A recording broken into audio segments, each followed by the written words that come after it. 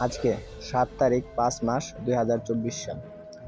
জমজম spinning মিলসের সামনে শ্রমিকরা আন্দোলনে রাস্তায় নামে।